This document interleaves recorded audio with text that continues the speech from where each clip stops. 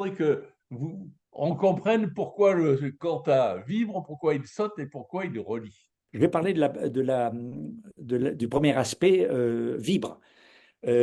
Par exemple, la table, le mur, le verre, s'ils ne bougent pas, en physique classique, on considérait que c'était un objet statique, rien ne bougeait, c'était figé.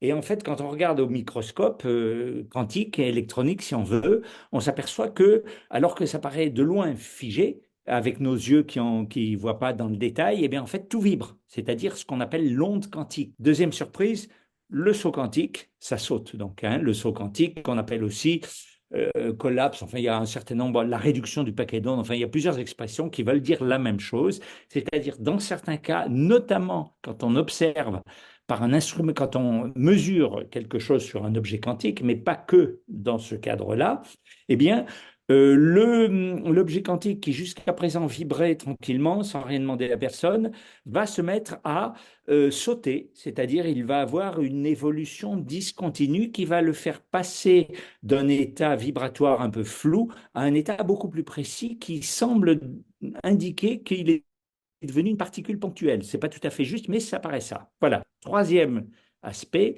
l'aspect relié. C'est la reliance. Alors ça, c'est peut-être le plus spectaculairement bizarre. Vous avez, dans certains cas, par exemple, vous avez deux particules qui viennent se rencontrer et puis qui se séparent après. Et les deux particules qui se séparent, on va prendre, par exemple, en général, on prend des photons parce que ça a le mérite que, comme c'est la vitesse maximale de déplacement, de propagation des choses dans l'univers.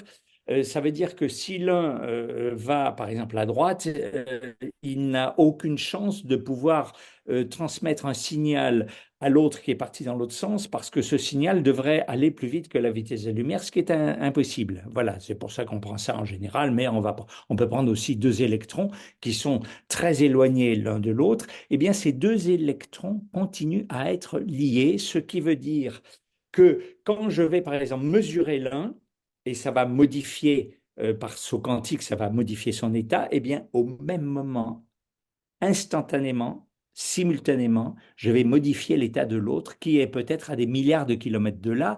Et ceci est d'autant plus bizarre que nous sommes dans un univers relativiste. Et le bon Einstein nous a bien dit, rien ne se propage plus vite que la lumière, donc on ne peut pas influencer quelque chose qui est trop loin pour que la lumière ait le temps d'y arriver. Et bien là, on est pris en flagrant délit d'une influence qui fait fi des lois relativistes. Voilà.